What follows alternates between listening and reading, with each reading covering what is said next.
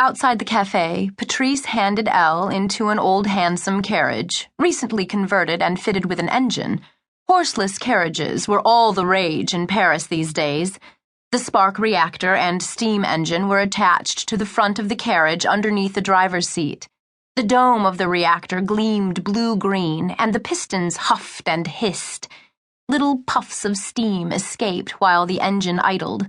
The cab driver, seated on the front of the carriage, held on to the lever brake to stop the cab from lurching forward. Patrice had a word with the driver and handed him money. Then he poked his head into the window. "Take care of yourself until we meet again. And don't worry about Mr. Marsh. I will see to him. Just make sure you look after the box." He pulled up the window and snapped it shut. Elle nearly fell over in her seat as the cab pulled off over the cobbles.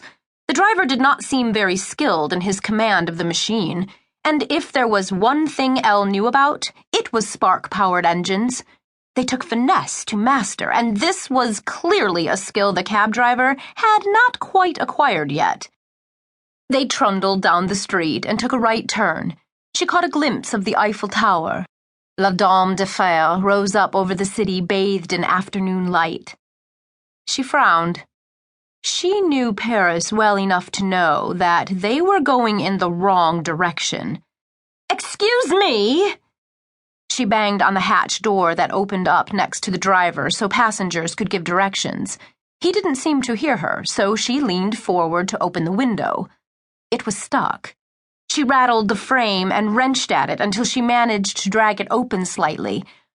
"Excuse me, this is the wrong way," she called out to the driver. There was no answer.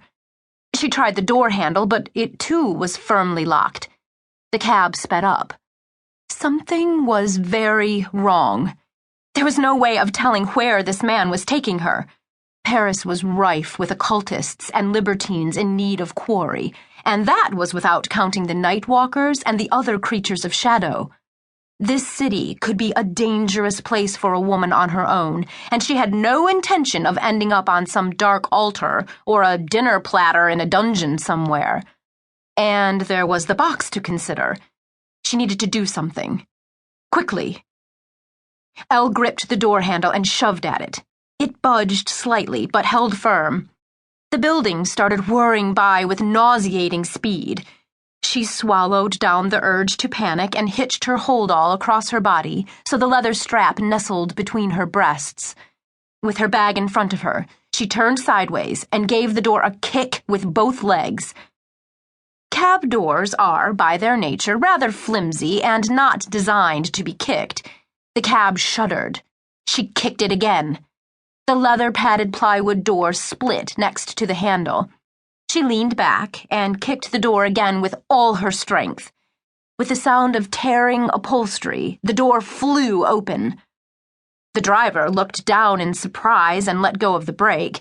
The cab lurched forward, almost out of control. Elle closed her eyes and launched herself out of the moving cab. She landed on the pavement, hitting her elbow on the cobbles. She rolled and sat up, looking about to get her bearings so she could see which way to run. The cab slowed down and the engine shuddered to a halt as the driver let it stall. He yelled and leapt off the machine after her. She stood up to run, but out of nowhere, someone stepped from behind and grabbed her. Before she could react, Elle felt the cool graze of sharp-edged steel press against her throat, and it made her stop in her tracks. "Don't move, or I will slit your throat from end to end," a voice behind her said. The smell of licorice laced his breath as he held her in his grip. Absinthe. That meant it was quite likely the man was deranged. Elle held very still as the blade edge scraped against her skin. If he was away with the fairies, there was no telling what he might do. One wrong move, and she would be dead for sure. "Go restart the cab," her captor said to the driver. He tightened his grip on her. "Now, very slowly, let go of that bag of yours."